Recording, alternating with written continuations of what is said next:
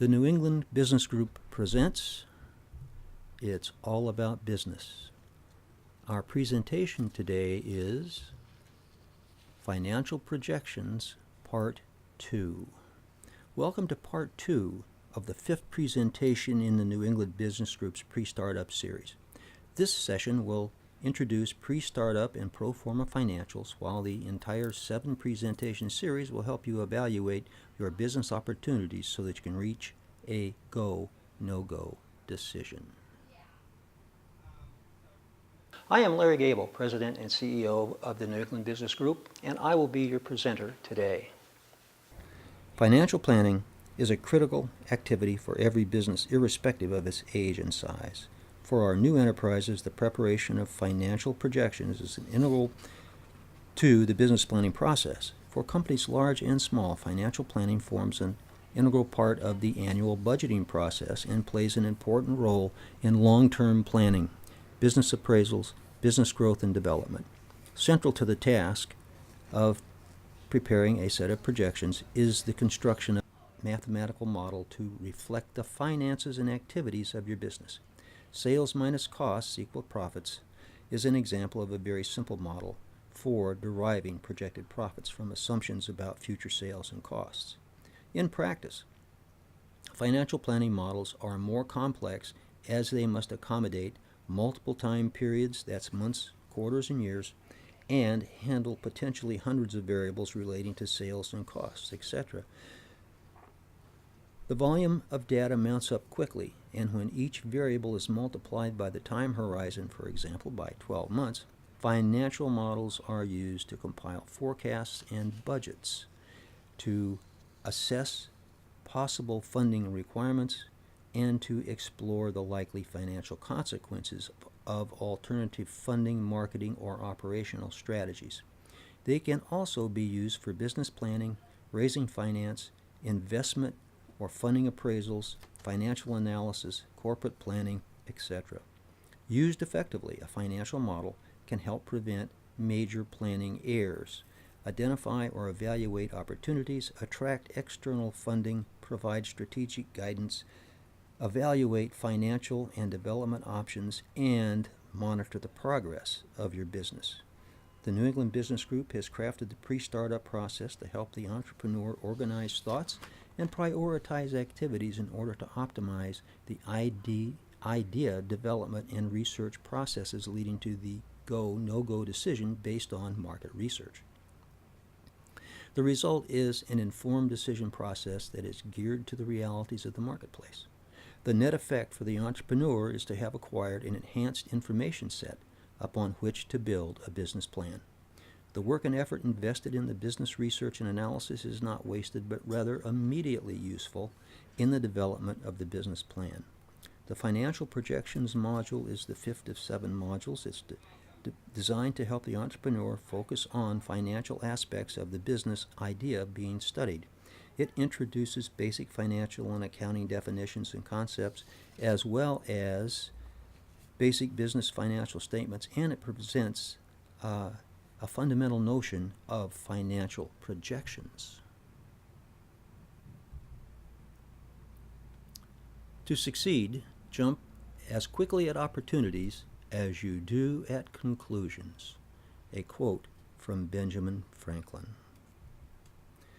So let's talk a little bit about valuation. How do we value the hard work that we're putting into a business, for instance? So what does your company provide? Ideally, it provides a stream of cash flows into the future. What are those cash flows worth today? That's really what we're talking about, the time value of money. Time value of money dictates that time has an impact on the value of cash flows. In other words, a lender may give you 99 cents for a promise of receiving $1 a month from now, but the promise to receive that same dollar 20 years in the future would be worth much less today to the same person, that is the lender, even if the payback in both cases was equally certain. This decrease in the current value of future cash flows is based on the market-dictated rate of return. More technically, cash flows of nominal equal value over a time result in different effective value cash flows that makes the future cash flows less valuable over time. If, for example, there exists a time series of identical cash flows, the cash flow in the present is the most valuable, with each future cash flow becoming less valuable than the previous cash flow. A cash flow today is more valuable than an identical cash flow in the future because a present cash flow can be invested immediately and begin earning returns, while the future cash flow cannot. So which would you rather have, $1,000 today or $1,000 1 year from now? Well, the answer comes from, again, the time value of money. And what is a discount rate? Well, for an investor, that's the return he or she expects from an investment, and generally that's a market rate. So if you had $1,000 today, in 1 year, what would it be worth? Well, we can see from the table the discount rates and the values. You know, if it's 10%, it would be worth $1,100 in a year. If it's 50%, it would be worth $1,500 in a year. If you want $1,000 in 1 year, what would you need to invest today? Well, again, at a discount rate of 10%, you can see that the value that we would need to put up today is $909. If we're working with a discount rate of 40%, we would have to put up a value of $714 to get $1,000 1 year from today.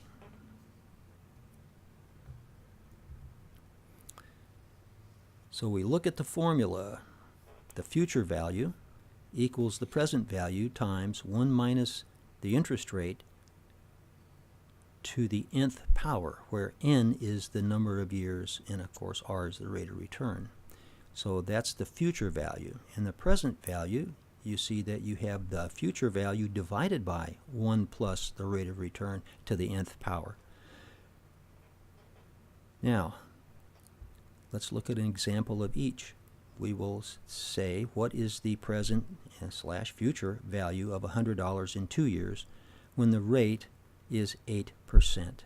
So we look on the left side, we see that the present value is $100 divided by 1 plus 0.08, that is the rate of return, squared, that is to the power of 2. The next line we see then that the $100 is divided by 1.08, we've added them, and that will be squared. And the third line is $100 divided by the square of the above line, which is 1.1664. So you make that division, and you see that the present value is $85.73. Now let's look at the future value equation with the same numbers. We have $100 times, in this case, 1 plus 0.08 squared. So we have $100 times that 1.08 squared, which equals 1.1664.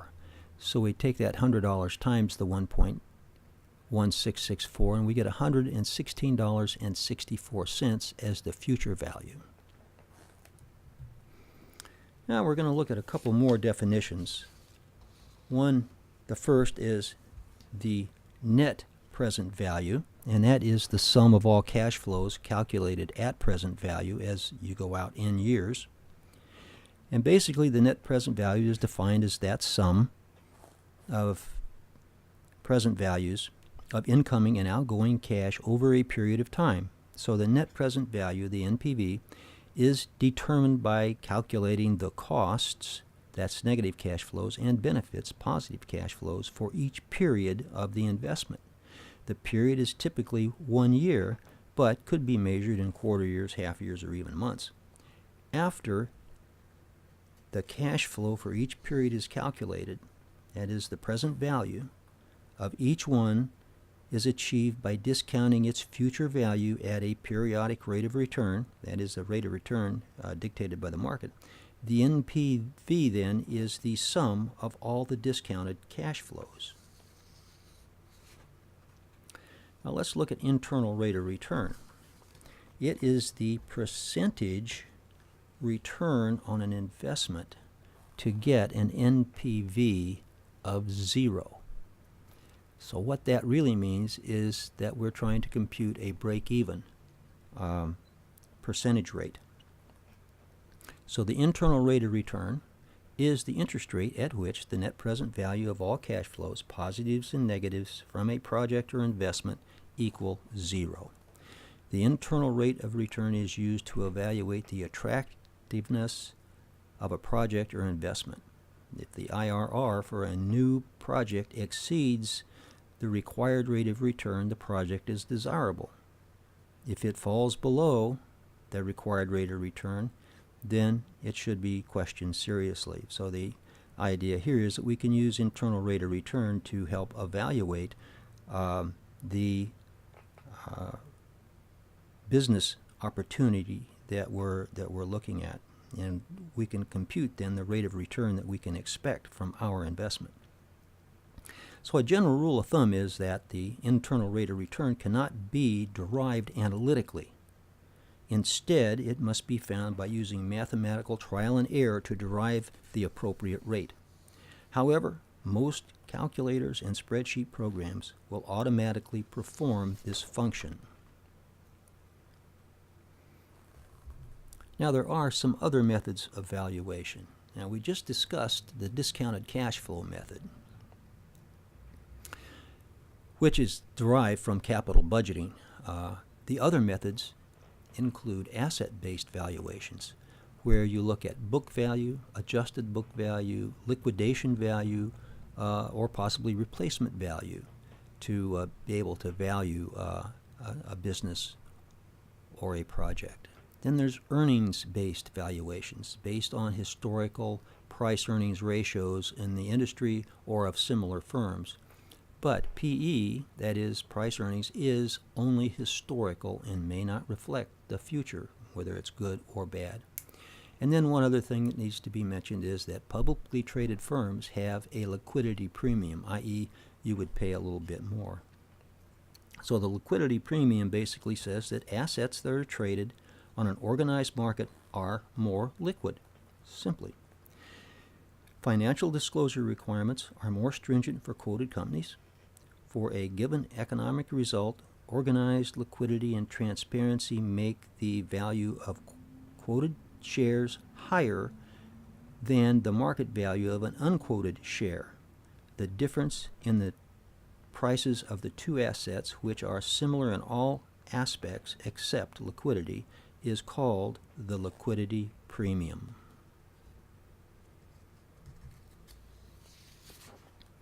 Well, here are some notes on raising money. The longer you wait, the more developed the opportunity and the less it will cost you. That is, there is less risk to the investor. Seek money before you need it. It is a process, and in some cases can be a lengthy process. So don't wait until you need the money tomorrow, because it may not be available tomorrow. And investors will probably give their money in stages, providing that you hit certain targets which they would define.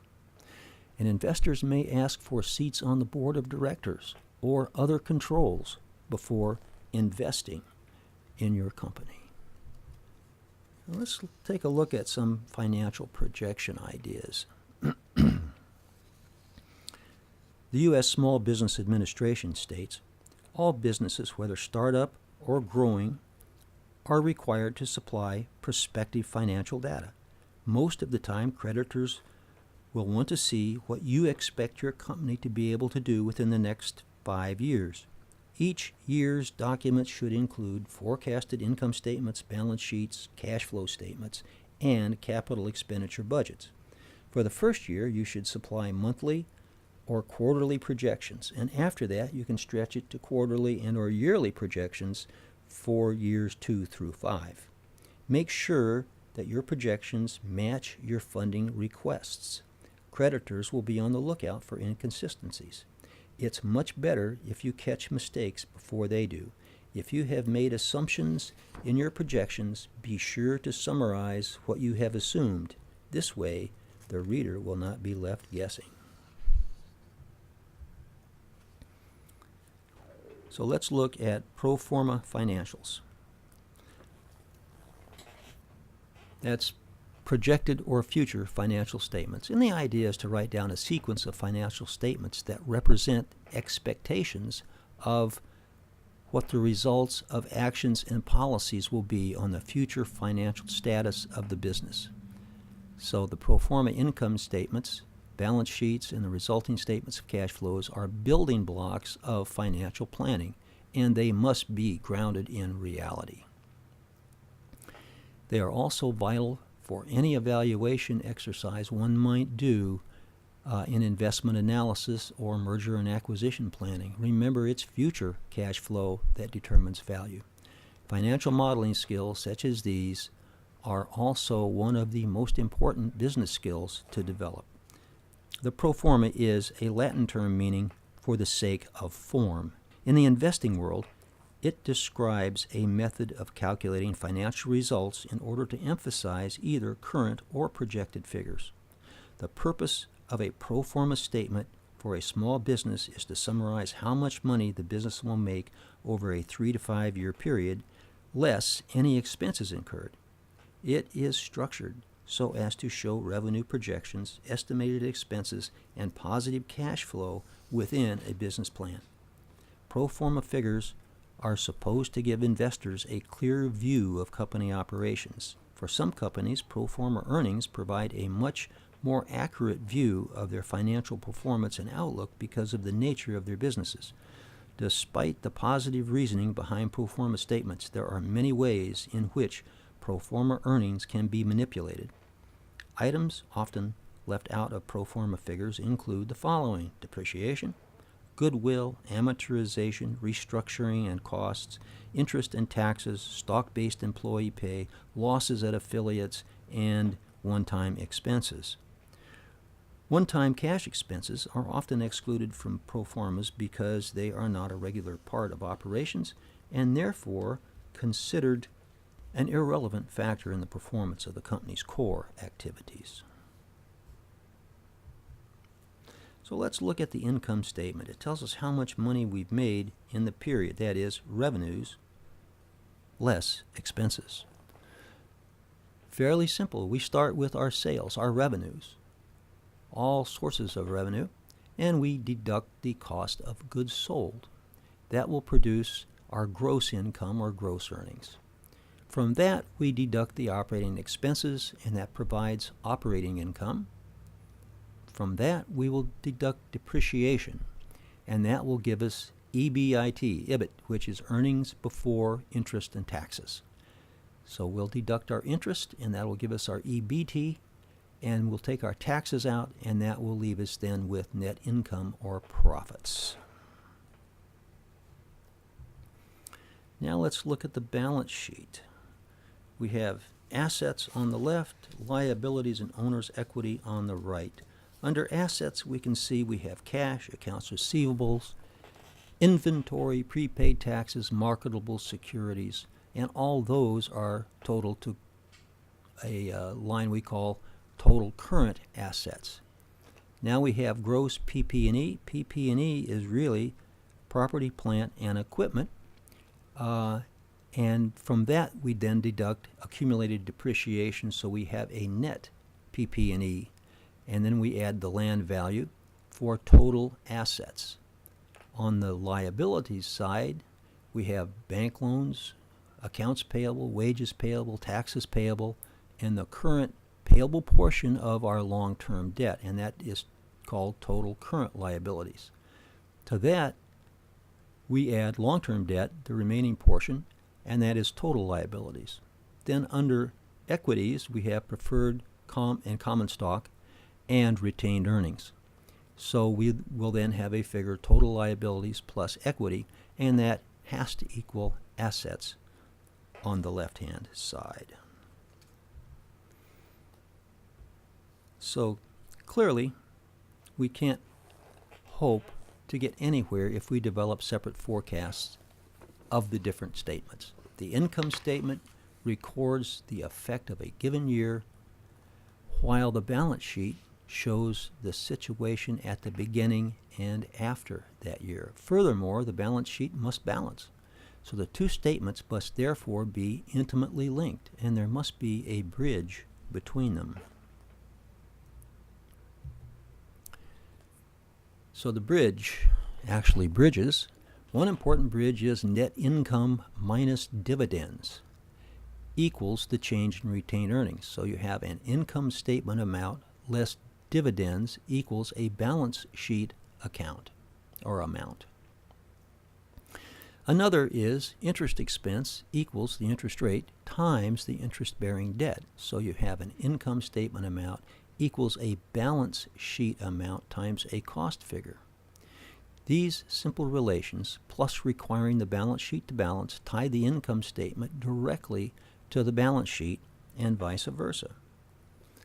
So we look at the income statement and balance sheet, and you can see via the lines how these two are connected. In fact, you have connections from the balance sheet to interest expense from both bank loans and long-term debt, and from common stock to dividends, and then from retained earnings on the income statement to the balance sheet retained earnings, which means that your change in retained earnings is added to the retained earnings in your balance sheet.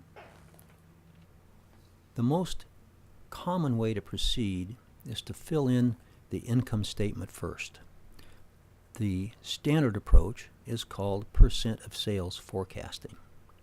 Why? Well, you first get the sales or sales estimates or sales growth forecast.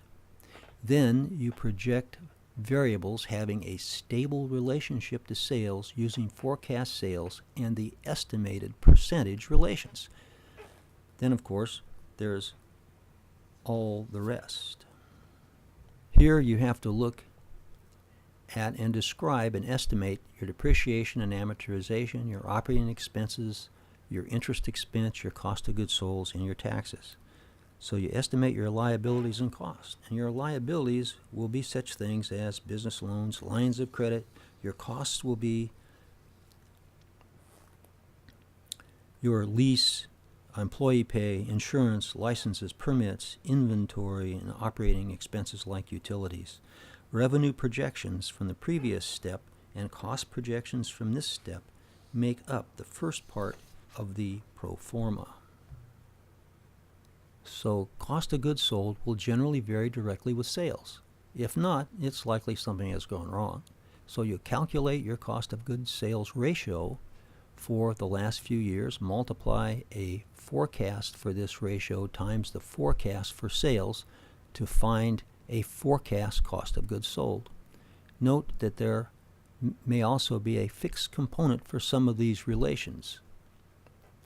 When we require estimates of the components of the expenses that don't vary directly and in a stable way with sales to complete the income statement, we'll have other expenses, other income, depreciation, taxes, net income, and dividends. From the completed income statement, we determine the change in retained earnings and transfer that to the balance sheet. Now we have to fill out the rest of the balance sheet, and many current assets and liability accounts, receivables, are all there and can be estimated. The cash balance is usually determined by a policy decision via some inventory or liquidity model. Alternatively, this account may be used as a plug, which means that you would actually plug in an amount to make it balance. Changes in gross PP&E are also the result of policy decisions, as are changes in preferred or common stock. Often short-term bank loans or lines of credit or long-term debt is used as a residual to determine the required new funding. That is, they can plug it in as a balance as well, but don't forget, they can't be chosen in isolation. Interest expense comes from the amount of interest-bearing debt. And interest expense affects net income, which affects changes in retained earnings, which, through the equality requirement for the balance sheet, affects the amount of interest-bearing debt that is necessary. So the two statements are intimately connected. And they actually create then a circularity rather than just a bridge. And if you look at the screen here, you will see that the interest expense that flows from the debt on the balance sheet affects retained earnings, which affects retained earnings on the balance sheet, which then affect things like common stock, long-term debt, and bank loans. So you have created this circularity that has to be accounted for as you move through your forecasting process. So let's look at the interaction here. The income statement equation can be written revenues minus operating expenses minus depreciation and amortization minus interest-bearing debt times the rate times 1 minus the tax rate to reflect tax loads minus dividends equals your change in retained earnings.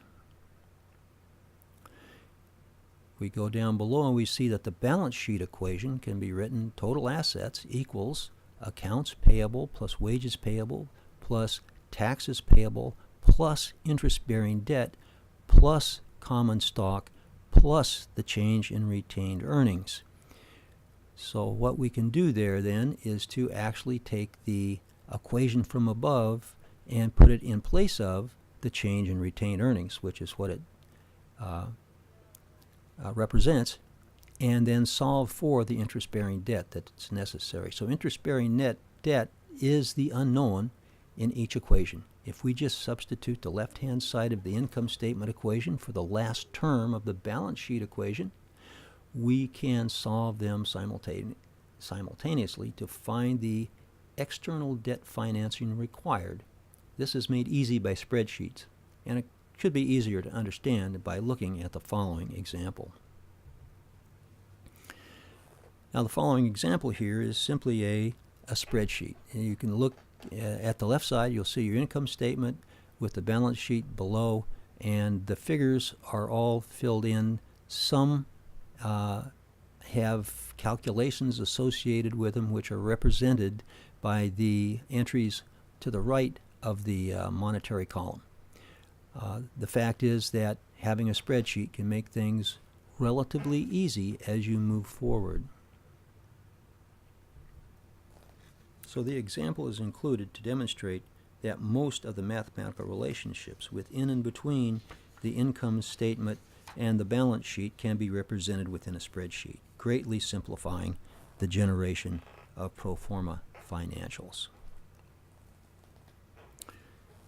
So the process then, many will not go through all the trouble and simply use one balance sheet account as a residual account, often cash, that makes the balance sheet balance. In this way, you don't change the interest-bearing debt directly, so interest expenses is fixed, but wrong. It won't be exactly right. And the equity changes only through retained earnings. This allows you to see what you have to do with financing to keep things on track. If cash gets big or very negative, you can plan on having to take actions. So this method is not useful for finance and accounting policy, but it makes you think about what is going on before you do any valuation. And we have a question from our studio audience.